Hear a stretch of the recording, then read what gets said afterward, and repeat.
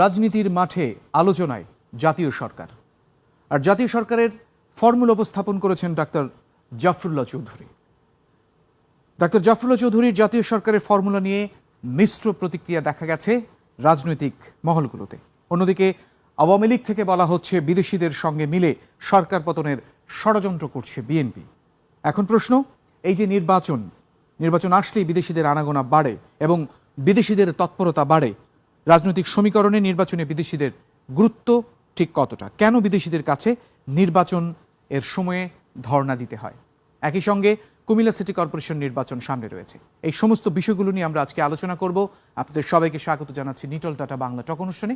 আপনাদের সঙ্গে রয়েছে আমি কাজী সাইদ। দর্শক, আজকে আমাদের সঙ্গে অতিথি হিসেবে যুক্ত হয়েছেন মনিরুজ্জামান মনির, সদস্য মুক্তিযুদ্ধ বিষয়ক উপকমিটি আওয়ামী লীগ। রয়েছেন খন্দকার মাসুকুর রহমান মাসুক, সহ সাংগঠনিক সম্পাদক বিএনপি, এবং কর্নেল অবসরপ্রাপ্ত কাজী শরীফউদ্দিন, নিরাপত্তা বিশ্লেষক, লেখক ও কলামিস্ট। আপনাদের তিনজনকে আমাদের অনুষ্ঠানে স্বাগত জানাচ্ছি। আমরা প্রথমেই যে বিষয়টি নিয়ে আলোচনা করব, যেটি আমরা বললাম শুরুতে, অর্থাৎ জাতীয় সরকার নিয়ে আলোচনা করব। রাজনীতির মাঠে আলোচনায় জাতীয় সরকার রয়েছে এবং ডাক্তার জাফরুল্লাহ চৌধুরী এটি উপস্থাপন করেছেন। তো এই যে বিষয়টি, রাষ্ট্রপতি হিসেবে অধ্যাপক রেহমান সোবহান কিংবা ডক্টর কামাল হোসেনের নাম এসেছে, প্রধানমন্ত্রী হিসেবে ডক্টর মোহাম্মদ ইউনূসের নাম প্রস্তাব করা হয়েছে। বিএনপি ডাক্তার জাফরুল্লাহর এই প্রস্তাবকে কিভাবে দেখছে? আমি যেতে চাই খন্দকার মাসুকুর রহমান মাসুক, আপনার কাছে।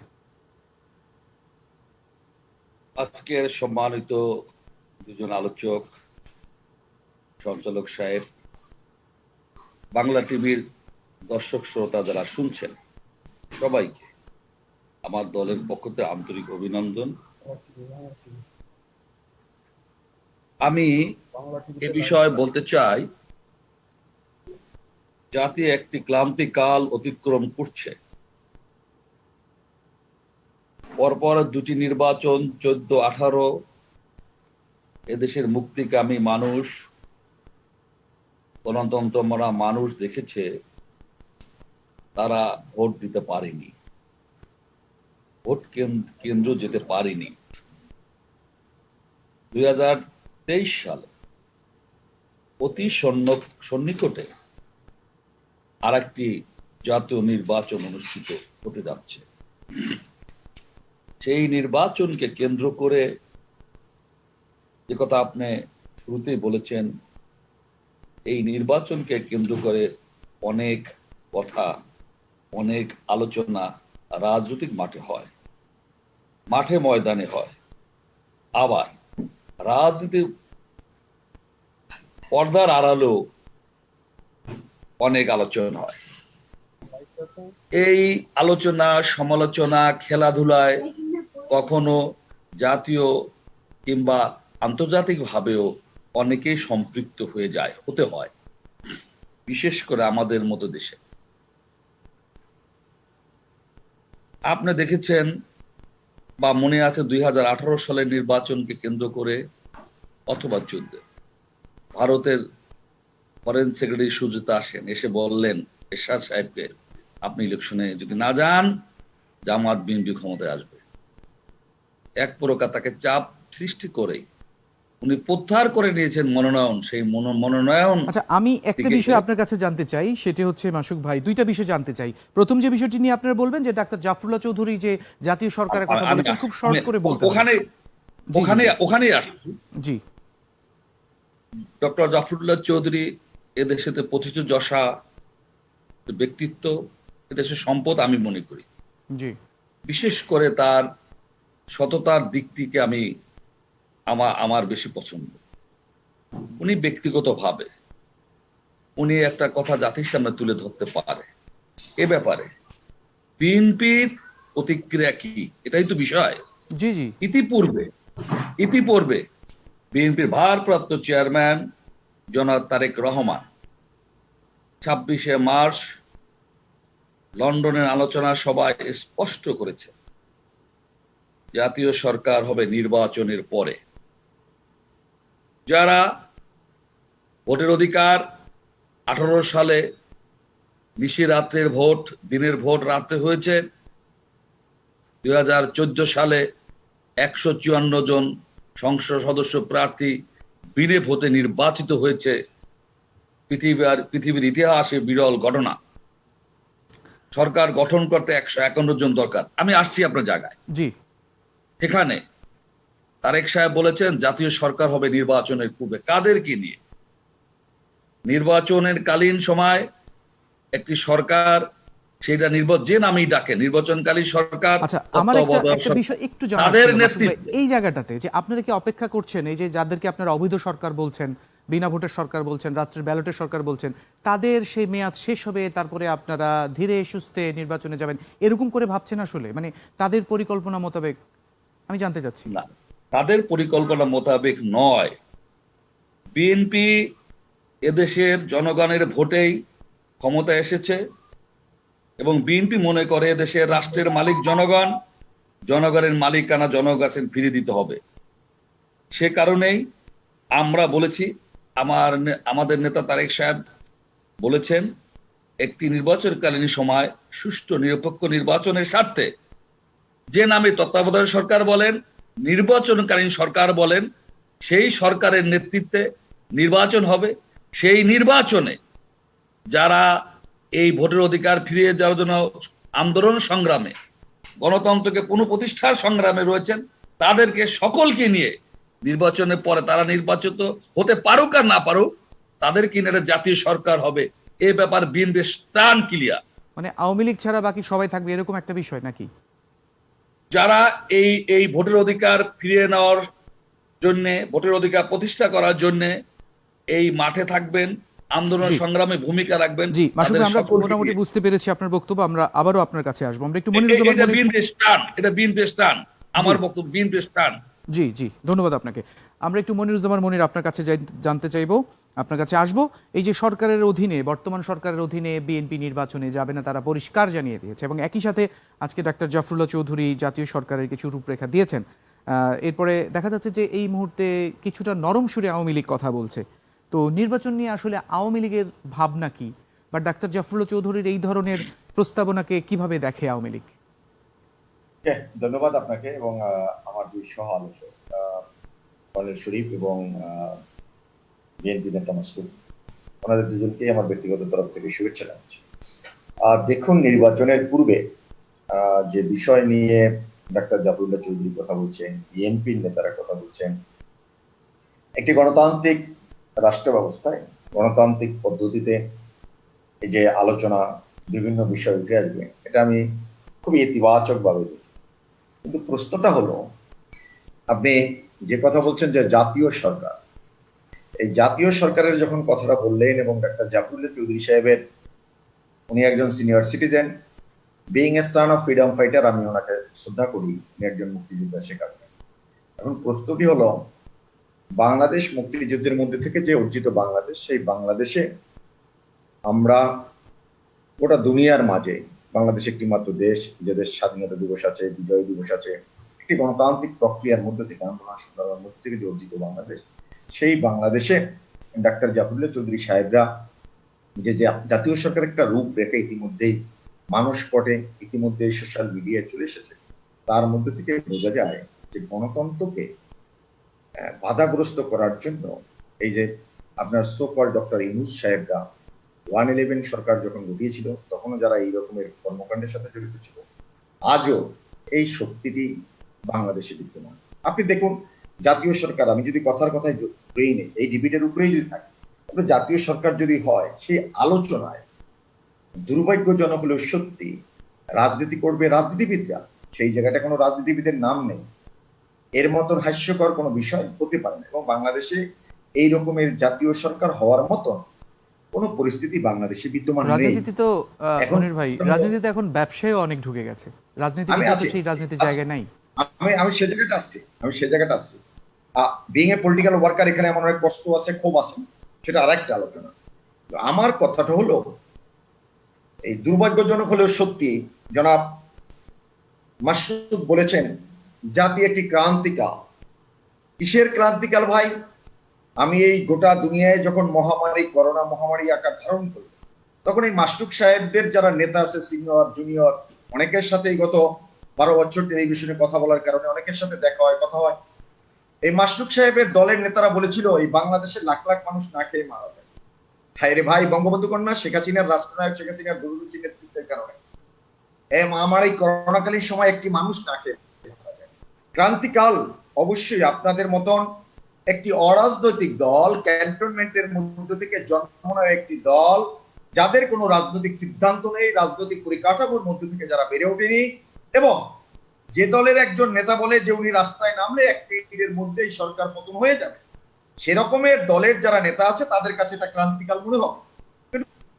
17 কোটি মানুষের কাছে এবং গোটা দুনিয়ার যে সমস্ত আন্তর্জাতিক পরিমণ্ডল আছে একটি দেশের সরকার পরিচালনার ক্ষেত্রে, আজকে আমরা প্রায়ই কথা বলি আমরা গ্লোবাল ভিলেজ, সেই গ্লোবাল ভিলেজের স্ট্যাটিস্টিক সেখানে কি পরিসংখ্যান আছে, সেখানে উঠে আসে বঙ্গবন্ধু কন্যা শেখ হাসিনার হাত ধরে বাংলাদেশ জিডিপি গ্রোথ, বাংলাদেশের পার ক্যাপিটাল ইনকাম, বাংলাদেশের করোনাকালীন সময়ের যে প্রেক্ষাপট, সেই প্রেক্ষাপটে বাংলাদেশ দক্ষিণ পূর্ব এশিয়ার 1 নম্বর দেশ।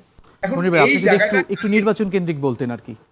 আমি আসছি না, এটাই আপনার নির্বাচনের ব্যারোমিটার। আপনি নির্বাচনে যে যাবেন, নির্বাচনে যেতে যে আপনি নির্বাচনের মাঠে যখন আপনি অবতীর্ণ হতে চাবেন, সেখানে যদি বিজয়ী হতে চান, তাহলে আপনি কি কি কাজ করেছেন দেশের জন্য সেটা আপনার জনগণের সামনে তুলে ধরতে হবে।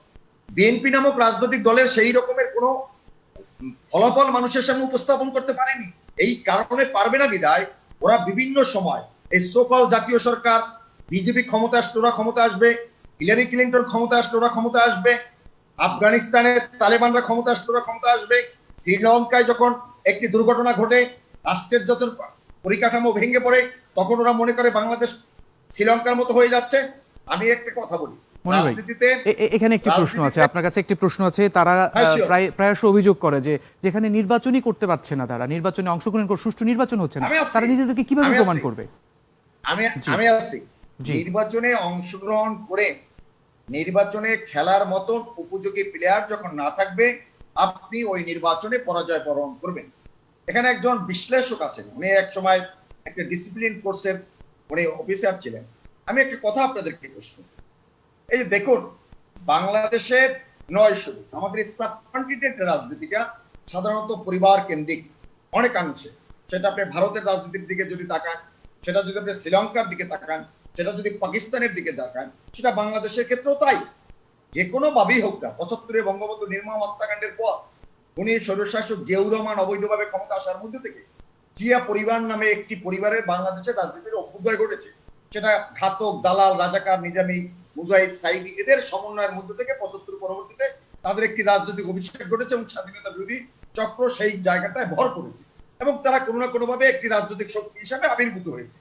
কিন্তু রাজনীতিতে আপনি যখন সঠিক রাজনীতি না করতে পারবেন, বাংলাদেশের মানুষের সামনে 2018 30 ডিসেম্বরের নির্বাচনের আগে বিএনপি বাংলাদেশের মানুষের কাছে বলতে পেরেছে যে কে হবে এই দল ক্ষমতায় গেলে প্রধানমন্ত্রী। আজকে কেন, কি মানুষটা, যে মানুষ ইতিমধ্যেই বাংলাদেশে মুস্তিকা দিয়ে চলে গেছে, যে তারেক রহমানের কথা উনি বললেন, যে তারেক রহমান বলেছেন জাতীয় সরকার হবে নির্বাচনের পরে, এই যে ব্যাকটান কথাবার্তা বলার মধ্যে থেকে একটি রাজনৈতিক দল পথ চলছে, সে জায়গাটায় মানুষ তাদের নেতৃত্ব নিয়ে হতাশ, তাদের রাজনৈতিক কর্মকাণ্ড নিয়ে হতাশ। কিভাবে তারা প্রত্যাশা করে এই দেশে তারা পতন ঘটিয়ে ক্ষমতা আসবে। জি জি মনির ভাই, আমরা আপনার কাছে আসবো, আপনার কাছে আবারও আসবো। আমরা একটু কর্নেল অবসরপ্রাপ্ত কাজী শরীফউদ্দিন আপনার কাছে আসতে চাই। আওয়ামী লীগ এর সভাপতি মণ্ডলীর সদস্য মোফাজ্জল হোসেন চৌধুরী মায়া তিনি দাবি করেছেন যে বিদেশিদের সঙ্গে মিশে সরকার পতনের ষড়যন্ত্র বিএনপি করছে, আর হুঁশিয়ারি উচ্চারণ করেছেন। তিনি বলেছেন আন্দোলনের নামে আগুন সন্ত্রাস করলে বিএনপির নেতাকর্মীদের ঘর থেকে বের হতে দেওয়া হবে না, এবং যে নির্বাচনে আসলেই বিদেশিদের আনাগোনা বাড়ে, তৎপরতা বাড়ে। তো নির্বাচনে বিদেশিদের যে ব্যাপারটা, বিদেশের যে গুরুত্ব এবং ওনার যে কথা, একই সঙ্গে আবার বিএনপি বলেছে রাস্তায় নামলে ক্ষমতার পতন হবে, আসলে পরিস্থিতিটা কি দেখছেন আপনি? ধন্যবাদ টিভি কর্তৃপক্ষকে আমাকে আমন্ত্রণ জানানোর জন্য, চৌকস উপস্থাপক, বিজ্ঞ আলোচক বৃন্দ এবং আমার প্রিয় দর্শক শ্রোতাকে। আমি অত্যন্ত আনন্দিত যে বর্তমান সময়ের সবচেয়ে ইম্পর্টেন্ট একটা টপিক নিয়ে আজকে টেলিভিশন কর্তৃপক্ষ আলোচনা করছে। আজকে সাম্প্রতিক রাজনীতি বা জাতীয় সরকার বা ডক্টর জাফরুল্লাহর প্ল্যান, যে নামই আমরা ডাকি না কেন, আমাদের পলিটিক্সের সুন্দর বেশ কিছু সংজ্ঞা আছে। এই সংজ্ঞা বা এক্সপ্লেনেশন থেকে আমরা জানতে পারি politics is a game played by very competent and confident people who thinks properly, feel lovely and act rightly. জনতার দুর্দিনে জনতার পাশে যথার্থ চিন্তা, মহান অনুভব এবং সঠিক কর্ম নিয়ে যারা উপস্থিত হন তারাই প্রকৃত রাজনীতিবিদ। তা আজকে এই রাজনীতির মাঠে যে খেলা দেখতে পাচ্ছি এটা খুবই স্বাভাবিক। রাজনীতির একটা সিজন আছে। সাধারণত ইলেকশনের পূর্ব মুহূর্তে রাজনীতির কিছু আলোচনা সমালোচনা হয়। এটা কিন্তু দেশের জন্য বা দেশের রাজনীতির জন্য অতি গুরুত্বপূর্ণ এবং পজিটিভ। সমালোচনার মাধ্যমে মানুষের যে শর্টকামিংসটা আছে এই শর্টকামিংসটা ওভারকাম করে সামনের দিকে দেশ, রাষ্ট্র, জাতি, সমাজ এগিয়ে যায়। আজকে আপনি যে কোয়েশ্চেনটা করলেন, ভেরি ইম্পর্টেন্ট কোয়েশ্চেন, যে মোফাজ্জল হোসেন চৌধুরী মায়া যেটা বলেছেন বা বিএনপি নেতা আমার বন্ধু আজকের আলোচক যেটা বলেছেন বা ডক্টর জাফরুল্লাহ চৌধুরী যেটা বলেছেন, কোনোটাই কিন্তু মানে কংক্রিট ডিসিশন নয়, সব আলোচনা এবং সমালোচনার একটা অংশ। তা আমাদের কিনলি অতীতের দিকে ফেরত যেতে হবে। সেই 1975 সালের 15ই আগস্ট জাতির পিতাকে হত্যা করার মাধ্যমে দেশের যে ভয়াবহ দুর্বিষহ দিন এসেছিল, 6টা বছর মাননীয় প্রধানমন্ত্রী জননেত্রী শেখ হাসিনা যে নির্বাসন জীবনযাপন করেছিলেন, তখন কেউ কখনো ভেবেছিল যে এই আওয়ামী লীগ আজকে ক্ষমতায় আসবে, পরপর 3 টার্ম থাকবে? এই রাজনীতির প্রসঙ্গ যেহেতু আসছে, আমাদের সবচেয়ে ইম্পর্টেন্ট একটা আলোচনার বিষয়বস্তু সেটা হচ্ছে আজকের জননেত্রী গণতন্ত্রের মাননীয় প্রধানমন্ত্রী স্বদেশ প্রত্যাবর্তন দিবস মাত্র 2 ঘন্টা পরে।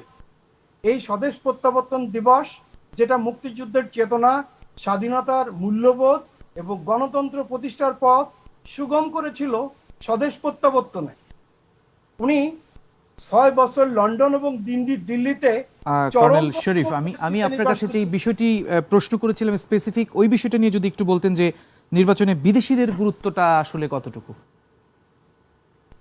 প্রত্যেকটা রাষ্ট্রের কিছু নিজস্ব নিয়ম, নীতি, প্ল্যান, পরিকল্পনা, সংবিধান, সংগঠন সবকিছু থাকে। বহির্রাষ্ট্র সবসময় প্রতিবেশী রাষ্ট্র প্রতি শ্রদ্ধা এবং সম্মান করে থাকে।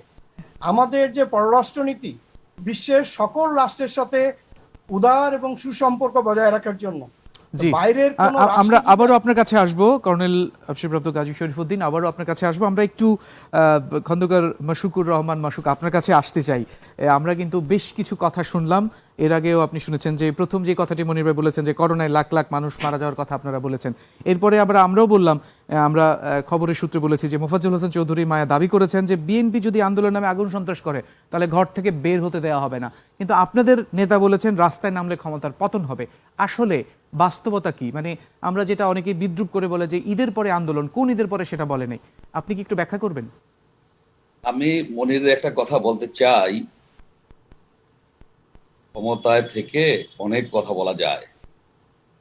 মনির যে কথা বলেছেন, আমি আর মনির আমরা রাজপথের থেকে উঠে আসা, হ্যাঁ, রাজপথ থেকে আমি আর মনির মানি লন্ডারিং হাজার হাজার কোটি টাকা পাচার করতে পারবো না। তখন আমাদের বিবেক, আমাদের শ্রম, আমাদের লেখাপড়া, পার্টির প্রতি আমাদের কমিটমেন্ট সামনে বিবেকের কাছে প্রশ্ন করে আমরা করিনি, পারিও না। মনিরের এটা আমি দায়িত্ব নিয়ে বললাম। আমি তাকে বলতে চাই, রাজনীতিবিদ রাজনীতি করবে, রাজনীতিবিদরা আমরা তো ব্যর্থ হয়েছি। কারণে আমরা আজকে বাংলাদেশে 50 বছর অতিক্রম করে চলছে, আমরা এই দেশে এখনো সুষ্ঠু নির্বাচনে আমার ভোট আমি দিব, যাকে খুশি তাকে দিব, সেটাকে আমরা করতে পারি নাই। আপনাদের দায় নাই সেখানে? অবশ্যই। আমি তো বলছি যে আমি বলছি আমরা রাজনীতিবিদরা পারি নাই, ব্যর্থ। আমার দুঃখ হয় আওয়ামী লীগের মতো ঐতিহ্যবাহী একটা দল দিনের ভোট তাদের রাখতে করতে হয়। ভোট সুষ্ঠু নির্বাচন করবে আওয়ামী লীগ, ক্ষমতায় নাই, ব্রিফ কেসটা নিয়ে প্রধানমন্ত্রীর চেয়ার থেকে বের হয়ে আসবেন বিরোধীদের নেতা। এটাই হওয়া উচিত ছিল আওয়ামী লীগের। আওয়ামী লীগের ঐতিহ্যের সাথে এটাই মিল হয়। দিনের ভোর রাতে করতে হয়, এটা আওয়ামী লীগের ইতিহাস ঐতিহ্যের সাথে কিছুতেই মেলে না। ক্রান্তিকাল অতিক্রম করছে। আমি কি কারণে বললাম? দেশে সুশাসন নাই, প্রতিটা সাংবিধানিক প্রতিষ্ঠান ধ্বংস। 12 তারিখ ফরিদপুর, গ্রেটার ফরিদপুর জেলার একটি কাউন্সিল হয়েছে। আওয়ামী লীগের সাধারণ সম্পাদক মাননীয় মন্ত্রী মহোদয় বললেন, যারা হাজার হাজার কোটি টাকা পাচার করেছেন তাদের ঠাঁই আওয়ামী লীগে নাই। উনি অকপটেই বলেছেন ফরিদপুরে একটা জেলার লেভেলের নেতা হাজার হাজার কোটি টাকা পাচার করেছে। পিকে হালদারের বিষয়ে দেখুন, আমি যে জায়গায় বলতে চেয়েছিলাম, রাজনীতিবিদরা ব্যর্থ যেটা বলেছিলাম, নির্বাচন মাননীয় প্রধানমন্ত্রীর প্রতি শ্রদ্ধা রেখে বলেছেন যে 2018 সালে একটা ব্রিফ উনি বলেছিলেন, আমার উপরে আস্থা রাখুন। আমি বিএনপিকে ওন করেই বলছি, বিএনপি এই কমিটমেন্টের উপরে আস্থা রেখেই নির্বাচনে গিয়েছিলেন। আমি মনিরকে সবিনয়ে অনুরোধ করব, আচ্ছা, এই মুহূর্তে যদি প্রধানমন্ত্রী আবারও বলে আপনাদেরকে যে আবারও আস্থা রাখুন বা সেরকম ধরনের কোনো কিছু বলে, আপনারা আস্থা রাখবেন? মাথা ফেটে রক্তাক্ত করে তারা ঢাকা পাঠিয়ে দেওয়া হলো।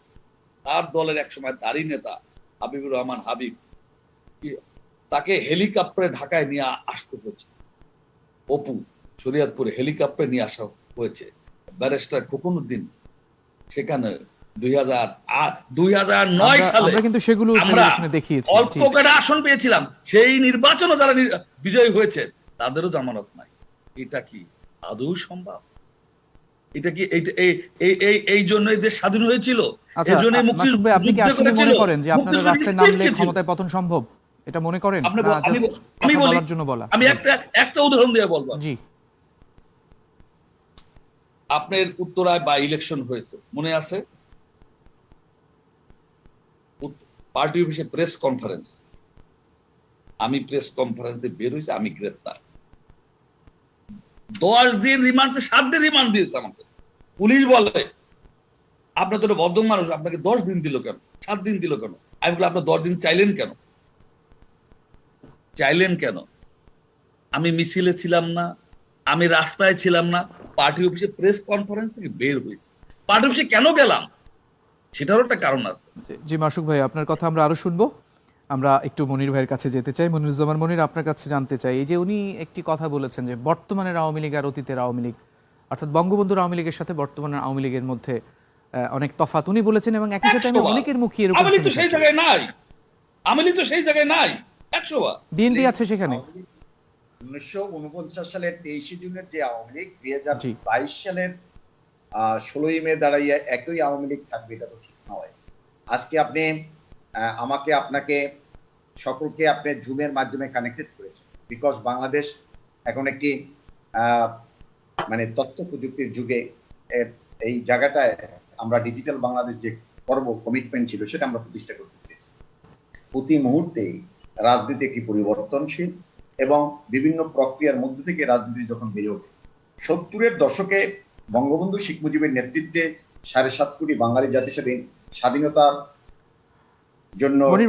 আমি একটি বিষয় একটু আপনার সাথে যোগ করি, মানে আমি যেটা বোঝাতে চেয়েছি, কিংবা উনি যেটা বলেছেন, যে আওয়ামী লীগ ছিল তৃণমূলের, যে আওয়ামী লীগ ছিল সাধারণ মানুষের, যে আওয়ামী লীগ ছিল নৈতিকতার আওয়ামী লীগ, সেই আওয়ামী লীগ আর বর্তমান আওয়ামী লীগের বিষয়টা আমরা যদি বলতেন, উন্নয়নের বিষয়টা তো নিশ্চয়ই আছে। আমি ওই জায়গাটাই আসছি। সেটা হলো, যে কোনো সময় যে কোনো পরিস্থিতির মধ্যে থেকে কিছু পরিবর্তন ঘটেছে। আমরা 14 বছর ক্ষমতায় থাকাকালীন সময়ে কিছু রকমের ত্রুটি ভিতর থেকে আমরা যাচ্ছি। সংগঠন হিসাবে দলের কিছু বিভিন্ন আপনার যারা বিভিন্ন দলছুট ব্যক্তি এই দলে আশ্রয় নিয়েছে, বিতর্কিত কিছু এমপি টেমপির কারণে আমাদের দলের ভিতরে কিছু আগাছা ঢুকে পড়েছে, কিছু স্বাধীনতা বিরোধী ঢুকে পড়েছে, খুব কায়দা করে কৌশলে ঢুকে পড়েছে। সেখানে মাননীয় প্রধানমন্ত্রী বঙ্গবন্ধু কন্যা শেখ হাসিনা 2019-এর কনফারেন্সের পর আওয়ামী লীগের সাধারণ সম্পাদককে একটি তালিকা পর্যন্ত দিয়েছিল। সেখানে আমাদের কিছু ত্রুটি বিচ্যুতি আছে এবং দলের মধ্যে আমরা দলের সংগঠনের ত্রুটি বিচ্যুতির কথা বলছেন, অনেকে ঢুকে পড়েছে, মানে আপনাদের কি মনিটরিং এর কোনো ব্যবস্থা এখন নেই আওয়ামী লীগের মধ্যে? সেই জায়গাটা আমাদের দলের জেলা আওয়ামী লীগ, দলের কেন্দ্রীয় কমিটি, উপজেলা কমিটি, সকল জায়গায় আমরা চেষ্টা করে যাচ্ছি দুই একটা জায়গা হয়তো বা কোনো নেতার শৈথিল্যের কারণে হয়তো বা ঢুকে পড়েছে। আসলে কি দলের যারা একদম ত্যাগী নেতা বা কর্মী, সব জায়গায় কি আমরা তাদেরকে মনোনয়ন দিতে পেরেছি? কিছু জায়গায় আদর্শ বিচ্যুত লোক ঢুকে পড়েছে। কর্নেল শরীফ এখানে আছেন, উনিও জানেন যে কিছু কিছু জায়গায় বিভিন্ন প্রক্রিয়ার মধ্য থেকে নির্বাচনকে ফেস করার পর, বিশেষত একটা কথা আমরা বলি, আসলে কি রাজনীতিতে টকশোগুলো যখন আমরা করি, বিশ্লেষণগুলা সঠিকভাবে করতে পারি না। যেমন মাসকুদ সাহেব বললেন রাজনীতিবিদরা ব্যর্থ হয়েছে। আমি কেন আপনাদের এই টকশোগুলোতে অ্যাটেন্ড করতে খুব বেশি স্বাচ্ছন্দ্য বোধ করি না তৃতীয় মাত্রা ছাড়া, কারণ টোটাল কথাগুলো বলা যায় না, আপনারা তার ভিতরে চলে যান অন্য জায়গায়। রাজনীতিবিদরা ব্যর্থ হয়েছে এই কথাটা যে বললেন মিস্টার মাসকুদ, কেন ওনারা ব্যর্থ? এই ব্যর্থতার কথা উনি জিয়াউর রহমানও ক্ষমতা নেওয়ার পর থেকে বলেছিল, এরশাদ সাহেবও ক্ষমতা নিয়ে বলেছিল রাজনীতিবিদরা চোর দুর্নীতিগ্রস্ত। কিন্তু আমরা যদি দেখি ইতিহাস কি বলে, ৭৫ থেকে ৯৬ দীর্ঘ ২১টি বছর এই বাংলাদেশ কোন জায়গাটা অবস্থান করেছে, আজকের বাংলাদেশ কোন জায়গাটা অবস্থান করেছে। এরশাদের ৯ বছর এবং জিয়ার শাসনামল, এই সময় বাংলাদেশের পরিস্থিতি কোথায় ছিল? এখন মাসরুফ ভাইদের মতন মানুষটা হয়তো বা রাজনৈতিক আন্দোলন সংগ্রামের তৈরি, কিন্তু যে দলটা করে সেটি তো একটা আদর্শিক রাজনৈতিক দল নয়। এখন তারা তো রাজনৈতিক ব্যর্থ হয়েছে এটা বলবে। এই সুরসুরি দেওয়ার মধ্যে থেকে এই যে আপনার কিছু অরাজনৈতিক ব্যক্তি বা যারা বিভিন্ন দেশের পদলেহনকারী, তাদের পক্ষে ছাপাই গিয়ে কিভাবে ক্ষমতা আসা যায় তার একটি পথ খুঁজে। কিন্তু গণমানুষের রাজনীতি করতে হলে মানুষের মনের ভাষা, মুখের ভাষা বুঝতে হবে। যেমন বিএনপি গণমানুষের রাজনৈতিক দলের কথা বলে, কিন্তু এই করোনাকালীন সময় মানুষের পাশে দাঁড়াতে পারে। মানুষের মনের ভাষা বিএনপি বুঝে না, কখনোই ধারণ করতে পারে না। এরপর আসেন দেশের সুশাসন নেই। আরে ভাই, সুশাসন গণতন্ত্রগুলো কাকে বলে? ৭৫ 15 আগস্ট বঙ্গবন্ধু হত্যার পরে এই সুশাসনের সাথে আইনের শাসনের কথা যদি আমরা বলি, বঙ্গবন্ধু হত্যাকাণ্ডের পর জি মনির ভাই, আমরা সুশাসন এবং আইন নিয়ে আরো কথা বলবো। জি জি জি আমি সাইদ ভাই এক সেকেন্ড আমি ছেড়ে দিচ্ছি। জি জি জি বলেন। জি, বঙ্গবন্ধু হত্যার পরে বঙ্গবন্ধুর হত্যার বিচার করা যাবে না। কুখ্যাত ইন্ডিমিনিটি অর্ডিন্যান্স জারি করেছিল খুনি মোস্তাক, সেটা ১৯৭৯ সালের ২৬শে জুলাই পার্লামেন্টে জাতীয় সংসদে আইনের উপকৃত করেছিল খুনি জিয়াউর রহমান। তারা আজকে যদি সুশাসনের কথা বলে, তারা যদি ন্যায় বিচারের কথা বলে, ২০০৪ সালে ২১ আগস্ট গ্রেনেড হামলার মধ্যে থেকে বাংলাদেশ নয় তথা দক্ষিণ পূর্ব এশিয়ার অসাম্প্রদায়িক নেতা বঙ্গবন্ধু কন্যা শেখ হাসিনাকে হত্যার উদ্দেশ্যে আর্জাসকে ডিফেক্ট করে ২৪ জন মানুষকে পাখির মতন গুলি করেছিল। তারা যখন সুশাসনের কথা বলে, তারা যখন দুর্নীতির কথা বলে, তখন আমাদের লজ্জা হয়। যারা আজকের টাকা পাচারের কথা বলে, সরকার সেখানে জিরো টলারেন্স, পিকে হালদারকে গ্রেফতার করা হয়েছে। কিন্তু যে দলটি করেন, যে দলের ভারপ্রাপ্ত চেয়ারম্যান, সে এবং তার ভাই প্রয়াত Arafat Rahman cocoa money laundering মামলায় তাদের জেল হয়েছে। তারা টাকা প্রথম সে বাইরে পাচার করেছে। স্বাভাবিক কারণেই টাকা পাচার, দুর্নীতি, সুশাসন এগুলো নিয়ে কথা বলার কোন নৈতিক অধিকার বিএনপি নামক রাজনৈতিক দলের নেই। আমাদের অনেক ত্রুটি আছে। জি মনির ভাই, অনেক অনেক ধন্যবাদ আপনাকে। আমরা আবারও আপনার কাছে আসবো, আমরা একটু কর্নেল শরীফ আপনার কাছে আসতে চাই। আপনার কাছে জানতে চাই, এই যে বিষয়টি নিয়ে আলোচনা হলো যে বর্তমান আওয়ামী লীগের সাথে অতীতের আওয়ামী লীগের যে পার্থক্যের কথা বলে কিছুটা উত্তর দিয়েছেন মনিরুজ্জামান মনির, আপনার কাছে কেমন মনে হয় এবং বিএনপির যে প্রাথমিক অবস্থাতে যেমন ছিল সেই অবস্থা থেকে এখন কেমন হয়েছে, এই দুইটি বিষয় আপনার কাছ থেকে জানতে চাইবো। কিন্তু তার আগে আমরা একটু বিজ্ঞাপন বিরতিতে যাব। প্রিয় দর্শক, বিজ্ঞাপন বিরতিতে যাচ্ছি, সঙ্গেই থাকুন, একটু পরেই ফিরবো।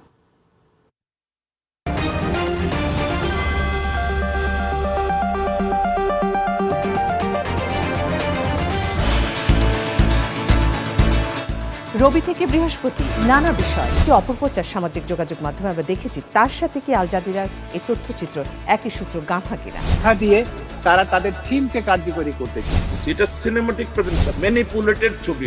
দেশ, অর্থনীতি, সমাজনীতি, রাজনীতি প্রত্যেকটি নেতাকর্মী কাজ করে বলেই তো দেশ এগিয়ে যাচ্ছে। ভিন্ন মত, ভিন্ন সমীকরণ, এটা তো মরা মাথার প্রশ্ন। পক্ষে বিপক্ষের কথা আছে, তবে এটা একটা বার্তা দেওয়া। বাংলাদেশ বিশ্বাস করে চীন একটা বন্ধু রাষ্ট্র। যে টেকা নিলেও কিন্তু আমাদেরকে প্রতিরোধ ব্যবস্থা, মাস্ক পরার যে ব্যবস্থাপনা আমরা বলে আসছি প্রথম থেকে, সেটা আমাদের থাকতেই হবে। স্বপ্ন একটি সমৃদ্ধ বাংলাদেশ। আপনার ভাবনার সাথে মিলিয়ে নিন আমার ভাবনা। লিটল টাটা বাংলা টক দেখবেন রবি থেকে বৃহস্পতি রাত 10টায় শুধুমাত্র বাংলা টিভিতে। যে যারা মেয়াদ শেষ হয়ে যাবে তারা কি করে সেখানে ঢুকতে পারবে। 50,000 মানুষকে টিকা দিতে পারবো, 3 কোটি পাসপোর্ট আছে। কোন কোন জায়গাতে আসলে মূলত আমাদের প্রবাসী ভাইয়েরা সমস্যায় পড়েছেন। মুক্তিযুদ্ধের সার্টিফিকেট এই পাসপোর্টের সাথে তুলনা করা যায় না। বাংলাদেশের মুক্তিযুদ্ধের একটা বৈশিষ্ট্য ছিল। আমার মনে হয় যে লন্ডনে এটা নিয়ে ব্যাপক একটা আলোচনা হচ্ছে। প্রবাসীদের স্বার্থ সংশ্লিষ্ট বিষয় নিয়ে সরাসরি অনুষ্ঠান প্রবাস সংলাপ দেখবেন প্রতি শনিবার রাত 10টায় শুধুমাত্র বাংলা টিভিতে। ফোনুলাইভ। ওমান আহসানু কাওলাম মিম্মান দাআ ইলাল্লাহ ওয়া আমিলা সলিহা, যারা আল্লাহর প্রতি মানুষদেরকে আহ্বান করে, সৎ কাজ করে এবং বলে আমি তো আত্মসমর্পণকারী, তার কথার চেয়ে উৎকৃষ্ট কথা আর কার হতে পারে। শুক্রবার দিন জুমা নামাজ পড়ার সাথে সাথে মেয়েরা কি করতে পারবে বাসায়। যদি মেয়েদের জন্য মসজিদে ভালো ব্যবস্থাপনা থাকে, পর্দা সহকারে মেয়েরা মসজিদে গিয়ে জুমার নামাজ পড়বেন। 3 ভাবে আমরা ইবাদত করতে পারি, একটু হচ্ছে দাঁড়িয়ে, একটি বসে, আর একটা হচ্ছে শুয়ে শুয়ে করা যায়। নামাজ পড়ো, সেজদা আদায় করো, সেজদা দেওয়া মাত্রই তোমরা আমি আল্লাহর একদম সবচেয়ে কাছে চলে গেলে। পাপ কাজ থেকে সবর করা, অর্থাৎ আমি যদি কোনো পাপে লিপ্ত থাকি বা আমার যদি কোনো ফোনুলাইভ ইসলামিক জিজ্ঞাসা ও জবাব দেখবেন শনিবার বিকেল 5টায় শুধুমাত্র বাংলা টিভিতে। বাংলা টিভির নিয়মিত আয়োজন প্রবাসে বাংলার মুখ অনুষ্ঠান। প্রবাসীদের জন্য একজাক্টলি আমি এই পর্যন্ত যুদ্ধ করে আসছি বলা চলে। দেশ থেকে আপনারা রাজনীতির সাথে সম্পৃক্ত রয়েছেন যে হ্যাঁ বাংলাদেশকে রিপ্রেজেন্টেটিভ করতে হবে। আমাদের ইটালিতেও 50,000 লোক দেশে এসছে। যারা বাংলাদেশ থেকে আসতে চায়, ব্রিটেনের একটা স্ট্যান্ডার্ড আছে, তার নিচে আর তো গভর্নমেন্ট আমাদের কথা শুনবে না। বাংলাদেশ দূতাবাসের মাধ্যমে আপনারা কোনো সহযোগিতা পেতে পারেন। তারা খুবই চিন্তিত আছে। এখানে রাজনীতিতে যখন ভূমিকা রাখা যায় তখন বাংলাদেশের সম্মানকে আরো বেশি বুলন্দিত করা যায়। Community is divided in so many way. দেশের পিছিয়ে পড়া জনগোষ্ঠীর জন্য আমাদের এখান থেকে প্রবাসীদের কি করণীয়? 12 থেকে 15টি অর্গানাইজেশন যারা নিয়মিতই বাংলাদেশের বিভিন্ন বিষয় নিয়ে কাজ করে।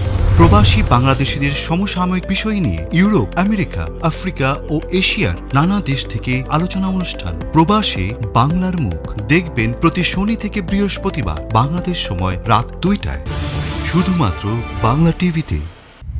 প্রমিসেস জানতে চাই মাদক ও তা দ্বারা সৃষ্ট অনিষ্টগুলো সম্পর্কে আসলে আমাদের সকলেরই কম বেশি জানা রয়েছে। ফরেনসিকের যে অ্যাপ্লিকেশনটা কিন্তু বাংলাদেশে একটু কম। আমরা যে নতুন মাদকের প্রভাব নিয়ে কথা বলছি, কিভাবে দেখছেন আপনার পেশাগত অভিজ্ঞতা যদি একটু শেয়ার করেন। ডিওবি যে মাদকটা সম্পর্কে আসলে আমরা এর আগে জানতাম না। আমাদের এনজাইটির যে বিষয়গুলো থাকে সেগুলো একটা সময় আমাদের অ্যাঙ্গারটাকে লিড করে। সন্তানের সাথে সারাদিন একবার হয়তো হ্যালো বলা হচ্ছে না, সিচুয়েশন আমাদেরকে বদলাতে হচ্ছে। মাদক দেখি মানুষ ব্যবহার করছে, যারা মানে সেই পরিবারগুলোকে দেখি, সেই মানুষ। সচেতনতামূলক অনুষ্ঠান প্রমিসেস জানতে চাই দেখবেন প্রতি শুক্রবার রাত 10টায় শুধুমাত্র বাংলা টিভিতে। রবি থেকে বৃহস্পতি নানা বিষয় যে অপপ্রচার সামাজিক যোগাযোগ মাধ্যমে আমরা দেখেছি, তার সাথে কি আল জাজিরার এই তথ্যচিত্র একই সূত্র গাঁথা কিনা দিয়ে তারা তাদের থিমকে কার্যকরী করতে চায়। সেটা সিনেমাটিক প্রেজেন্টেশন, ম্যানিপুলেটেড ছবি। দেশ, অর্থনীতি, সমাজনীতি, রাজনীতি প্রত্যেকটি নেতাকর্মী কাজ করে বলেই তো দেশ এগিয়ে যাচ্ছে। ভিন্ন মত, ভিন্ন সমীকরণ, এটা তো মরা মাচার প্রশ্ন। পক্ষে বিপক্ষের কথা আছে, তবে এটা একটা বার্তা দেওয়া।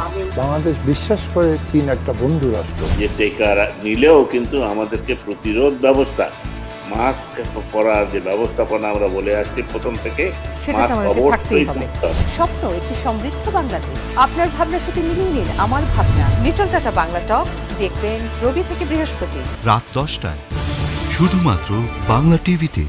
যে যারা মেয়াদ শেষ হয়ে যাবে তারা কি করে সেখানে ঢুকতে পারবে। 50,000 মানুষকে টিকা দিতে পারবো, 3 কোটি পাসপোর্ট আছে। কোন কোন জায়গাতে আসলে মূলত আমাদের প্রবাসী ভাইয়েরা সমস্যায় পড়েছেন। মুক্তিযুদ্ধের সার্টিফিকেট এই পাসপোর্টের সাথে তুলনা করা যায় না। বাংলাদেশের মুক্তিযুদ্ধের একটা বৈশিষ্ট্য।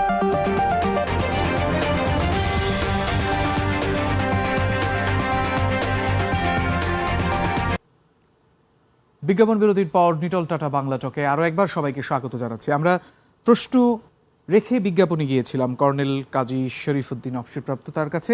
আমরা জানতে চেয়েছিলাম বঙ্গবন্ধুর আমলের আওয়ামী লীগ এবং বর্তমান আওয়ামী লীগ এবং প্রয়াত রাষ্ট্রপতি জিয়াউর রহমানের সময়ের বিএনপি এবং এখনকার বিএনপি, এই তুলনামূলক একটি চিত্র তার কাছে জানতে চাইব। আপনার বিশ্লেষণ জানতে চাই। Thank you so much, very good question. জি, improvement is a continuous process. জাতির পিতা বঙ্গবন্ধু শেখ মুজিবুর রহমান সদ্য স্বাধীন দেশের পরপরই 74-এ আমাদের দেশে একবার ম্যান মেড বা ইউএস এর সহযোগিতায় একটা দুর্ভিক্ষ হয়েছিল। তখন স্থানকাল পাত্র হিসাবে কন্ট্রোল করার সিচুয়েশন, আর আজকে 2020, 19, 20, 21, 22 যে করোনা বন্যা যে পরিস্থিতি দেখা দিয়েছে, এটা সম্পূর্ণ ব্যতিক্রম। তা ঠিক একই অবস্থায় তখন আর আওয়ামী লীগ আর বর্তমান আওয়ামী লীগের মাঝখানে পরিবর্তন হতেই হবে। এগেইন প্রেসিডেন্ট জিয়াউর রহমান যে বিএনপি তৈরি করে গিয়েছিলেন আর আজকে 2020 সালের যে বিএনপি, তার ভিতরে গাল্ফ ডিফারেন্ট। স্থান কাল পাত্র হিসাবে, সিচুয়েশন হিসাবে ওই পরিবর্তন হতেই হবে, আর পরিবর্তন অ্যাকসেপ্ট করার নামই হচ্ছে রাজনীতি। আমি একটি বিষয় আপনার সাথে একটু যোগ করি, কর্নেল শরীফ, একটি বিষয় আপনাকে যোগ করতে চাই। আমরা এরকম শুনেছি যে প্রয়াত রাষ্ট্রপতি তার মৃত্যুর পরে ভাঙা সুটকেসের খবর আমরা জানি, কিন্তু পরবর্তীতে দেখা গেল যে অনেক ধরনের অভিযোগ এসেছে, হাওয়া ভবনের কথা এসেছে। একই রকমভাবে এখন অভিযোগ আসছে বিএনপির, দুঃখিত, আওয়ামী লীগের ইউনিয়ন পর্যায়ে নেতারাও কোটি টাকার মালিক। এই যে দুইটা তুলনামূলক একটি চিত্র আপনার সামনে বললাম, এটার উপর ভিত্তি করে যদি কিছু বলতেন। দেশের যারা দুর্নীতি করে, কালোবাজারি করে, প্রত্যেকটা সরকারের কাছেই তারা তাদের নিজস্ব আবরণ লুকিয়ে রানিং গভর্নমেন্টের সাথে মার্জেস উইথ দ্য সারাউন্ডিং অ্যাডাপ্টেশনের মাধ্যমে তারা নিজের ব্যক্তিগত ফায়দার জন্য উঠে পড়ে লাগে। কয়েকদিন আগে পেঁয়াজ নিয়ে আমাদের সংকট হয়েছিল, বহির কোনো রাষ্ট্রের থেকে পেঁয়াজ আসে নাই, কিন্তু সম্প্রতি যে তেল নিয়ে সংকট হচ্ছে, এটা আমাদের দেশেরই কিছু অসাধু ব্যবসায়ী অতি অল্প সময়ে উচ্চ লাভের জন্যই এটা ম্যানমেড তৈরি করে, সরকারকে ইনস্টেবল করার জন্য, পরিস্থিতিকে ঘোলাটে করার জন্য, সামনে নির্বাচনকে বাধাগ্রস্ত করার জন্য তারা এই সিচুয়েশন গুলো তৈরি করে। সব আমরা এই বিষয়টিতে আসবো, এই বিষয়টি একটু আলোচনার অংশে আমরা আসতে চাই একটু পরে। আমরা আবারও একটু খন্দকার মশকুর রহমান মাসুক ভাই, আপনার কাছে একটু আসতে চাই। যেই কথাগুলো বলেছেন মনির ভাই, সেই প্রশ্নটি আপনার কাছে আরো একবার করলাম। উনি অনেকগুলো বিষয়ের অবতারণা করেছেন, সেই বিষয়টা আপনি যদি একটু বলতেন। আমি দেশে সুশাসন নাই কেন বললাম? যে দেশের প্রধান বিচারপতিকে লাথি মেরে গোয়েন্দা সংস্থার লোক, মন্ত্রণালয়ের উচ্চ পদস্থ কর্মকর্তারা দেশ ত্যাগ করতে বাধ্য করে, এরপরও কি বলবেন দেশে সুশাসন আছে? রেলমন্ত্রীর ওয়াইফের ফোনে টিটির চাকরি চলে যায়, দুদকের ডিডি সৎ লোক কাজ করার কারণে কক্সবাজার চিটাগাংয়ের, আমি সঠিক জেলাটার নাম বলতে পারলাম না, তাকে চাকরিচ্যুত করা হয়, তারপর আবার চাকরি দেওয়া হয়, এরপরও বলবেন দেশে সুশাসন আছে? আমি বলতে চাই মনির সাহেব যে কথা বলছেন, দেশ সামনের দিকে যেতে হবে, পিছনের দিকে তাকালে হবে না, সামনের দিকে। এইটাই কথা ছিল। পিকে হালদারের মতো লোক হাজার হাজারে কোটি টাকা নিয়ে যায়। আপনার আমি বলি শাহজালাল পিকে হালদারকে দেশ ত্যাগ করতে কারা সাহায্য করেছে জানেন আপনি? এটা আমি বলবো না, আমি গ্রেপ্তার হয়ে যাব। দুঃখ করে বলছে হায়ার অথরিটি, যে আমাদের লোক, গভর্নমেন্টের লোক, হায়ার অথরিটি আমাদের লোক পার করে দিচ্ছে। আমি শাহজালাল আন্তর্জাতিক বিমানবন্দর থেকে যে সোনার চালানটা ধরা পড়ে সেটা আমরা জানি, সেটা ধরা পড়ে না সেটা আমি জানি না। মাসুদ ভাই, আপনি কি সত্য কথা বলতে ভয় পাচ্ছেন? না, সত্য কথা বলতে ভয়, সব সত্য কথা, অপ্রিয় সত্য কথা বলা যাবে না। আমি আপনার দলকে আমি মনে বলতে চাই, রবীন্দ্রনাথ ঠাকুরের সেই বিখ্যাত উক্তি, অন্য অধম বলিয়া আমরা উত্তম হব না। বিএনপি যদি ভুল করেই থাকে, আপনারা বলেন বিএনপির আদর্শ নাই, ক্যান্টনমেন্ট থেকে জন্ম, আপনারা তো এদেশের জনগণের মধ্যে থেকে জন্ম হয়েছিল দাবি করেন। আপনি দেখেন ইউনিয়ন পরিষদ নির্বাচন, উপজেলা নির্বাচন, পৌরসভার নির্বাচন, একটা নির্বাচন সুষ্ঠু হয়নি। আপনি আওয়ামী লীগের প্রার্থী বিকল্প আওয়ামী লীগের প্রার্থী দাঁড়িয়েছে, ভোট হবে, নির্বাচিত আওয়ামী লীগের প্রার্থী হবে না, 3 বার পরিবর্তন। আচ্ছা, নারায়ণগঞ্জ সিটি কর্পোরেশন নির্বাচনটা ঠিক কেমন হয়েছে? আমি একেবারে পৌরসভার নাম ঠিকানা দিয়ে বলবো। ওইটার সাথে সাথে তো নারায়ণগঞ্জেরও একটি ঘটনা আছে। নারায়ণগঞ্জ সিটি কর্পোরেশন নির্বাচন তো কেমন হয়েছে মনে করেন আপনারা? নারায়ণগঞ্জ সিটি কর্পোরেশন নির্বাচন ইভিএম এ কারচুপি হয়েছে। মানে জিততে পারলে কোন রাজনীতিবিদ না বলে আমি বলবো। জি, মানে এটা কি আপনার মানে কোনো কারণে যদি তিনজন কোনো কারণে যদি হেরে যায় তারপরে এই কথা কি বলতে হয় কিনা? আপনি 3 জন লোককে এনএসআই ডিজি, এসবির প্রধান, ডিজি ডেপার দায়িত্বে ওখানে এনএসআই লোক থাকে একজন, প্রতি জেলায় আপনার ডিজি ডেপার লোক থাকে, জিজ্ঞেস করুন, বলবে তাই। শুধু আগামী দিনেও আওয়ামী লীগের একটি পদ এখন ইভিএম এর কারচুপি। অনেক ধন্যবাদ আপনাকে।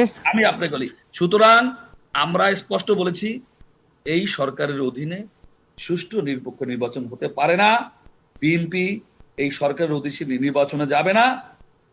একটা সুষ্ঠু নির্বাচনের স্বার্থে তত্ত্বাবধায়ক বলেন অথবা যে নামেই বলেন নির্বাচনের সরকারের অধীনে সেই নির্বাচনে বিএনপি অংশগ্রহণ করবে।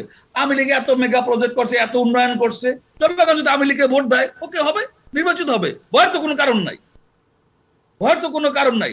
তবু দেশে অন্তত 91-96 সালে 2টা নির্বাচন দেশীয় আন্তর্জাতিক ভাবে স্বীকৃতিপ্রাপ্ত, যে না একটি ইলেকশনে 60% যদি ফেয়ার হয় সেটাকে সুষ্ঠু নির্বাচনী বলা চলে। সেটাও যদি হয়, যে দল ক্ষমতায় যায় তাও মনে সান্ত্বনা। দেশে ভোটের জন্য এই যে মনির বলেন 9 বছরের সাতবিধ আন্দোলনে রাজপথে সংগ্রাম করেছে এই ভোটের অধিকারের জন্য, ভোটের অধিকারের জন্য। জি, ধন্যবাদ। আবার একটু হাতে সময় পাইলে নিশ্চয়ই আপনার কাছে আসবো। আমরা একটু মনিরুজ্জামান মনির আপনার কাছে আসতে চাই। এই যে সামনে দ্বাদশ নির্বাচন, সবচেয়ে বড় চ্যালেঞ্জ হচ্ছে অংশগ্রহণমূলক নির্বাচন। এখন বিএনপি যদি নির্বাচনে অংশগ্রহণ না করে, তাদের যদি এরকম ধরনের অবস্থা থাকে যে বর্তমান সরকারের অধীনে তারা নির্বাচনে যাবে না, তাহলে কি নির্বাচন গ্রহণযোগ্য হবে? আমি এক সেকেন্ড দিতে পারি? জি জি, প্লিজ প্লিজ বলেন। আমার ব্যক্তিগত চিন্তা, এই আজ পর্যন্ত বাংলাদেশে আওয়ামী লীগকে বাদ দিয়ে একটু অংশ নির্বাচন হতে পারে না, হয় না, করা যায়, ক্ষমতায় থাকা যায়। বিএনপিকে বাদ দিয়ে 15 বছর থাকা যায়, একটি অংশগ্রহণ করব নির্বাচন হয় না। একজন রাজনীতিবিদ, আমি বলি একজন প্রথিতযশা রাজনীতিবিদ তরিকুল ইসলাম সাহেব মারা গেছেন, উনি বলেছেন আওয়ামী লীগকে ধ্বংস করা যায় না, যাবে না, ক্ষমতায় থাকলেও বিএনপিকে ধ্বংস করা যাবে না। অনেক ধন্যবাদ আপনাকে। আমরা একটু মনিরুজ্জামান মনির ভাই আপনার কাছে আসতে চাই। যে কথাগুলো এতক্ষণ বলছিলাম যে অংশগ্রহণমূলক নির্বাচন, গ্রহণযোগ্যতা। জি মনির ভাই প্লিজ, আমরা একটু মনির ভাইয়ের কাছে যেতে চাই। মনির ভাইকে যদি একটু বলতে দিতেন। মনির ভাই। জি জি, আমি সব শুনছি। আমি যদি জি মাসরুফ ভাই এই কথাটা বলেই আমি কথা বলি যে বিএনপি অদম বলে আওয়ামী লীগ উত্তম হবে না। অফকোর্স আওয়ামী লীগ উত্তম বলেই তো বঙ্গবন্ধু কন্যা শেখ হাসিনার এক্সিকিউটিভ ক্ষমতা বলে বেগম খালেদা জিয়া বাসায় থেকে চিকিৎসা নিচ্ছেন। আপনি যে কয়েকটা যুক্তি উপস্থাপন করলেন, সেই যুক্তিটাকে ইংরেজিতে বলে লেম এক্সকিউজ। এই যে তথাকথিত বলে নুর ইসলাম সুজন সাহেবের স্ত্রী, তারপরে এই কয়েকটা যে যুক্তি দাঁড় করালেন, একটি রাষ্ট্র পরিচালনার ক্ষেত্রে, একটি সামনের দিকে একটি হেঁটে যাওয়া রাষ্ট্র, যে দেশটাকে আপনি 2006 সালে রেখে এসেছিলেন $600 পার ক্যাপিটাল ইনকাম, যে দেশটি বঙ্গবন্ধু কন্যা শেখ হাসিনার এই গত 13 বছরের নিরলস পরিশ্রমের মধ্য থেকে যে বিদ্যুৎ আপনি রেখে এসেছিলেন 3,000-3,500 মেগাওয়াট, বঙ্গবন্ধু কন্যা 2001 সালে। আপনি ঠিক এই জায়গাতে আপনি যে পয়েন্টটা তুলেছেন সেখানে আমি আপনাকে একটু তথ্য দিতে চাই। সেটা হচ্ছে যে সাম্প্রতিক সময়ে, জি আমি প্রশ্নটা করি তারপর আপনি আমাকে উত্তরটা দিবেন। গ্লোবাল ফিনান্সিয়াল ইন্টিগ্রিটির সর্বশেষ প্রতিবেদনে বলা হয়েছে 100 বা 200 কোটি নয়, প্রতি বছর দেশ থেকে পাচার হচ্ছে 64,000 কোটি টাকা। মাননীয় প্রধানমন্ত্রী তো চেষ্টা করে যাচ্ছেন তার সততা দিয়ে, এইটাকে আপনি কিভাবে ব্যাখ্যা করবেন? অফকোর্স আমি এখানে ফোকাস করব, আমাকে আপনাকে একটা সময় দিতে হবে। জি বলেন। দেখুন, বঙ্গবন্ধু কন্যা শেখ হাসিনা আজকের যে আমি এই যে গত 13 বছরের যে আমূল পরিবর্তনের মধ্য থেকেও যদি কোনো মানে বিবেকহীন মানুষ ছাড়া, যারা অন্ধ, বোবা, বদি, তারা ছাড়া কেউ বলতে পারে না বঙ্গবন্ধু কন্যা শেখ হাসিনার এই যুগান্তকারী। আজকের আমার পাশের দেশ ভারত, ওই দেশের বেসরকারি টেলিভিশনে শেখ হাসিনাকে নিয়ে নিউজ করছেন যে পার ক্যাপিটাল ইনকাম ভারতকে কিভাবে আমি পিছনে ফেলেছি, আমার দেশের গড়ায়ু কিভাবে বেড়ে গেছে, আমার দেশের মানুষের এই যে ফিমেল ওয়ার্কাররা তাদের কত পার্সেন্ট জিডিপিতে অবদান রাখছে, ভারত সেখানে 20%, আমি সেখানে 36%। এটা কার নেতৃত্বে? মনির ভাই আপনি আর 1 মিনিট বলতে পারবেন। মনির ভাই প্লিজ 1 মিনিট বলতে পারবেন। জি, আমি এই জায়গাটায় বলছি আপনাকে যে আপনি কি বললেন প্রশ্নটা? জি, 64,000 কোটি টাকা লোপাট হচ্ছে প্রতি বছর। এখন আসেন, আমি প্রথমত একজন রাজনৈতিক কর্মী হিসাবে, আমি বঙ্গবন্ধু কন্যা শেখ হাসিনার একজন আদর্শিক কর্মী হিসাবে আমি মনে করি যে বা যারা এই টাকা পাচারের সাথে জড়িত তাদেরকে অবশ্যই আইনের আওতা আনতে হবে। ওরা বাংলাদেশের জারজ সন্তান, ওদের বিচার হওয়া উচিত। আমি একজন মুক্তিযোদ্ধার সন্তান হিসাবে, আমার বাবা যখন মহান মুক্তিযুদ্ধে অংশগ্রহণ করেছে, আমাকে 7 দিনে রেখে মুক্তিযুদ্ধে অংশগ্রহণ করেছিলেন। এই আমার দেশের টাকা সেটা দেশে পাচার করার জন্য নয়। কিন্তু মিস্টার সঞ্চালক, আপনি তো জানেন এই পাচারের সাথে প্রথম কারা জড়িত? জড়িত হলো আমলারা, তারপরে ব্যবসায়ী, তারপরে রাজনীতিবিদ হাতে গোনা কয়েকজন। আমি মিস্টার মাসরুক সহ বাংলাদেশের সমস্ত সচেতন নাগরিককে বলবো, আপনারা আপনাদের চোখ দিয়ে আবিষ্কার করুন। আজকের গ্লোবাল ভিলেজে বসবাস করছে, আজকের সোশ্যাল মিডিয়া অনেক বেশি শক্তিশালী। সেই জায়গাগুলোতে কারা এই অবৈধ অর্থ পাচারের সাথে জড়িত রাজনৈতিক নেতাগুলো, তাদের নাম আপনারা প্রকাশ করুন। আমি একজন রাজনৈতিক কর্মী হিসাবে আমিও ধিক্কার জানাই, ঘৃণা জানাই, কিন্তু বঙ্গবন্ধু কন্যা শেখ হাসিনা বসে নাই। আমরা সকলকে আইনের মুখোমুখি করছি। একটা কথা হলো, রাষ্ট্র যদি সন্ত্রাসী, দুর্নীতিবাজ, টাকা পাচারকারী তাদেরকে যদি লালন পালন করে, সেটা একটি কথা। আর রাষ্ট্র যদি তার বিরুদ্ধে অবস্থান নেয়, বঙ্গবন্ধু কন্যা শেখ হাসিনা এই সমস্ত টাকা পাচারকারী। জি, আপনাকে অনেক অনেক ধন্যবাদ। আমরা মোটামুটি বুঝতে পেরেছি। সময় থাকলে আবারও আপনার কাছে আসবো আমরা। জি জি জি, এক সেকেন্ডে বলি, 1 সেকেন্ডে ভাই। জি, এই রাষ্ট্র এক সময়, এই রাষ্ট্রে যারা টাকা পাচারকারী প্রণেতা, যারা তারেক রহমান, যারা কারাপাত রহমান কোকো, তারা হাওয়া ভবন দিয়ে এই রাষ্ট্র পরিচালনা করেছে। এটা হলো চরম বাস্তবতা। জি মনির ভাই, আপনাকে ধন্যবাদ। আমরা সময় থাকলে আবার আপনার কাছে আসবো। আমরা সর্বশেষ একটু কর্নেল কাজী শরীফুদ্দিন আপনার কাছে আসতে চাই। এই যে সংকট, ওনারা এটা বলছে, দুপক্ষই দুজনকে, কেউ উত্তম কে অধম বলছে, কি হবে আসলে? উত্তরণের উপায়টা কোথায়? আমরা কোন পথে যাব? কিভাবে ভাববো? ক্ষমতার পালাবদলের মাধ্যম হচ্ছে নির্বাচন।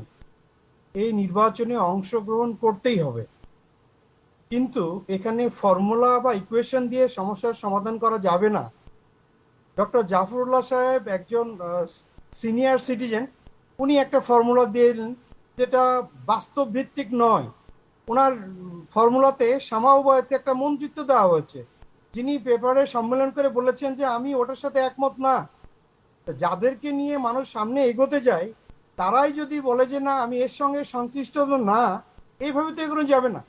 এগোনের একটাই পথ, গণতন্ত্রের পথ, পালাবদলের পথ, নির্বাচনের পথ। Mutual respect, sacrifice and compromise. ছোট দলই হোক, বড় দলই হোক, জি ধন্যবাদ। আমরা মিউচুয়াল রেসপেক্ট থাকতে হবে। আপনার কাছে উত্তরটি পেয়েছি। আমাদের হাতে সময় একেবারেই শেষ। মাসুক ভাই, আপনি খুব সংক্ষেপে এক কথায় সর্বশেষে যদি কিছু বলেন, খুব সংক্ষেপে। আমি বলতে চাই, হাজী সেলিম একটি মামলায় তার সাজা হয়েছে। তিনি থাইল্যান্ড থেকে চিকিৎসা করে এসেছেন। বিএনপির চেয়ারপারসন, সাবেক প্রধানমন্ত্রী, একজন সেক্টর কমান্ডারের স্ত্রী 2 কোটি টাকার, কর্নেল সাহেব তো গভর্নমেন্টের খুব কাছাকাছি ছিলেন, একটি টাকা তছরূপ করে নাই। তাকে 2 বছর কারাগারে রাখা হয়েছে। এখনো তিনি গ্রেপ্তার, এখন তো হাউস অ্যারেস্ট। উনি বিদেশে ট্রিটমেন্টের সুযোগটা পর্যন্ত পায় নাই। আপনি এরপর বলবেন। ধন্যবাদ মাসুক ভাই, ধন্যবাদ। আমি লীগের পায়ের নিচে জি আমি আশা রাখবো, অনুরোধ করব আমি লীগ তাদের। মনির ভাই এক কথায় যদি শেষ করেন, এক কথায়, সময় একেবারে শেষ। দেখুন, গণতন্ত্রকে যদি আপনি প্রাতিষ্ঠানিকভাবে রূপ দিতে চান, তাহলে নির্বাচনের কোনো বিকল্প নেই। নির্বাচনে এসে আপনাকে প্রমাণ করতে হবে যে নির্বাচন অস্বচ্ছ ছিল। নির্বাচনে না এসে আমরা পরবর্তীতে আবারও নির্বাচন নিয়ে কথা বলবো। আপনাকে ধন্যবাদ। কর্নেল কাজী শরীফুদ্দিন, এক কথায় যদি শেষ করতেন। ক্ষমতার পালাবদলের একমাত্র মাধ্যম নির্বাচন। আসুন আমরা সম্মিলিতভাবে সার্থক নির্বাচন করে ক্ষমতার পালাবদল করি। যে ক্ষমতা আসবে তাকে আমরা ফুলের মালা দিয়ে বরণ করি। জি, আপনাদের তিনজনকে ধন্যবাদ। কর্নেল অবসরপ্রাপ্ত কাজী শরীফুদ্দিন, আপনি থাকুন আমাদের সঙ্গে। আমরা পরবর্তী পর্বে আপনার সাথে কথা বলবো। আপনাদের তিনজনকে ধন্যবাদ। এবং প্রিয় দর্শক, আমরা সুষ্ঠু নির্বাচনের প্রত্যাশা রেখে এই পর্ব শেষ করছি। বিজ্ঞাপন বিরতিতে যাব, সঙ্গেই থাকুন।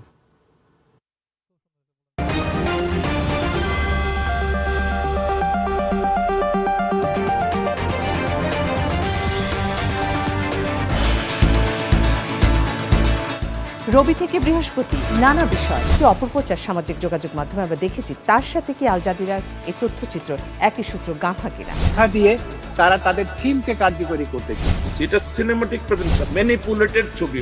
দেশ, অর্থনীতি, সমাজনীতি, রাজনীতি প্রত্যেকটি নেতাকর্মী কাজ করে বলেই তো দেশ এগিয়ে যাচ্ছে। ভিন্ন মত, ভিন্ন সমীকরণ, এটা তো মরা মাথার প্রশ্ন। পক্ষে বিপক্ষের কথা আছে, তবে এটা একটা বার্তা দেওয়া। বাংলাদেশ বিশ্বাস করে চীন একটা বন্ধু রাষ্ট্র। যে টেকা নিলেও কিন্তু আমাদেরকে প্রতিরোধ ব্যবস্থা, মাস্ক পরার যে ব্যবস্থাপনা আমরা বলে আসছি প্রথম থেকে, মাস্ক অবশ্যই করতে হবে। স্বপ্ন একটি সমৃদ্ধ বাংলাদেশ। আপনার ভাবনার সাথে মিলিয়ে নিন আমার ভাবনা। লিটল টাটা বাংলা টক দেখবেন রবি থেকে বৃহস্পতি রাত 10টায় শুধুমাত্র বাংলা টিভিতে। যে যারা মেয়াদ শেষ হয়ে যাবে তারা কি করে সেখানে ঢুকতে পারবে? 50,000 মানুষকে টিকা দিতে পারবো, 3 কোটি পাসপোর্ট আছে। কোন কোন জায়গাতে আসলে মূলত আমাদের প্রবাসী ভাইয়েরা সমস্যায় পড়েছেন? মুক্তিযুদ্ধের সার্টিফিকেট এই পাসপোর্টের সাথে তুলনা করা যায় না। বাংলাদেশের মুক্তিযুদ্ধের একটা বৈশিষ্ট্য ছিল। আমার মনে হয় যে লন্ডনে এটা নিয়ে ব্যাপক একটা আলোচনা হচ্ছে। প্রবাসীদের স্বার্থ সংশ্লিষ্ট বিষয় নিয়ে সরাসরি অনুষ্ঠান প্রবাস সংলাপ দেখবেন প্রতি শনিবার রাত 10টায় শুধুমাত্র বাংলা টিভিতে। ফোনুলাইভ। ওমান আহসানু কাওলাম মিম্মান দাআ ইলাল্লাহ ওয়া আমিলা সলিহা, যারা আল্লাহর প্রতি মানুষদেরকে আহ্বান করে, সৎ কাজ করে এবং বলে আমি তো আত্মসমর্পণকারী, তার কথার চেয়ে উৎকৃষ্ট কথা আর কার হতে পারে? শুক্রবার দিন জুমার নামাজ পড়ার সাথে সাথে মেয়েরা কি করতে পারবে বাসায়? যদি মেয়েদের জন্য মসজিদে ভালো ব্যবস্থাপনা থাকে, পর্দা সহকারে মেয়েরা মসজিদে গিয়ে জুমার নামাজ পড়বেন। 3 ভাবে আমরা ইবাদত করতে পারি, একটু হচ্ছে দাঁড়িয়ে, একটি বসে, আর একটা হচ্ছে শুয়ে শুয়ে করা যায়। নামাজ পড়ো, সেজদা আদায় করো, সেজদা দেওয়া মাত্রই তোমরা আমি আল্লাহর একদম সবচেয়ে কাছে চলে গেলে। পাপ কাজ থেকে সবর করা, অর্থাৎ আমি যদি কোনো পাপে লিপ্ত থাকি বা আমার যদি কোনো ফোনুলাইভ ইসলামিক জিজ্ঞাসা ও জবাব দেখবেন শনিবার বিকেল 5টায় শুধুমাত্র বাংলা টিভিতে। বাংলা টিভির নিয়মিত আয়োজন প্রবাসে বাংলার মুখ অনুষ্ঠান। প্রবাসীদের জন্য একজাক্টলি আমি এই পর্যন্ত যুদ্ধ করে আসছি বলা চলে। দেশ থেকে আপনারা রাজনীতির সাথে সম্পৃক্ত রয়েছেন যে হ্যাঁ, বাংলাদেশকে রিপ্রেজেন্টেটিভ করতে হবে। আমাদের ইটালিতেও 50,000 লোক দেশে এসছে। যারা বাংলাদেশ থেকে আসতে চায়, ব্রিটেনের একটা স্ট্যান্ডার্ড আছে, তার নিচে আর তো গভর্নমেন্ট আমাদের কথা শুনবে না। বাংলাদেশ দূতাবাসের মাধ্যমে আপনারা কোনো সহযোগিতা পেতে পারেন? তারা খুবই চিন্তিত আছে। এখানে রাজনীতিতে যখন ভূমিকা রাখা যায় তখন বাংলাদেশের সম্মানকে আরো বেশি বুলন্দিত করা যায়। Community is divided in so many way. দেশের পিছিয়ে পড়া জনগোষ্ঠীর জন্য আমাদের এখান থেকে প্রবাসীদের কি করণীয়? 12 থেকে 15টি অর্গানাইজেশন যারা নিয়মিতই বাংলাদেশের বিভিন্ন বিষয় নিয়ে কাজ করে। প্রবাসী বাংলাদেশিদের সমসাময়িক বিষয় নিয়ে ইউরোপ, আমেরিকা, আফ্রিকা ও এশিয়ার নানা দেশ থেকে আলোচনা অনুষ্ঠান প্রবাসে বাংলার মুখ দেখবেন প্রতি শনি থেকে বৃহস্পতিবার বাংলাদেশ সময় রাত 2টায় শুধুমাত্র বাংলা টিভিতে। প্রমিসেস জানতে চাই মাদক ও তা দ্বারা সৃষ্ট অনিষ্টগুলো সম্পর্কে আসলে আমাদের সকলেরই কম বেশি জানা রয়েছে। ফরেন সিকিউরিটি অ্যাপ্লিকেশন, এই অ্যাপ্লিকেশনটা কিন্তু বাংলাদেশে একটু কম। আমরা যে নতুন মাদকের প্রভাব নিয়ে কথা বলছি, কিভাবে দেখছেন? আপনার পেশাগত অভিজ্ঞতা যদি একটু শেয়ার করেন। ডিওবি যে মাদকটা সম্পর্কে আসলে আমরা এর আগে জানতাম না। আমাদের এনজাইটির যে বিষয়গুলো থাকে সেগুলো একটা সময় আমাদের অ্যাঙ্গারটাকে লিড করে। সন্তানের সাথে সারাদিনে একবার হয়তো হ্যালো বলা হচ্ছে না, সিচুয়েশন আমাদেরকে বদলাতে হচ্ছে। মাদক দেখি মানুষ ব্যবহার করছে, যারা মানে সেই পরিবারগুলোকে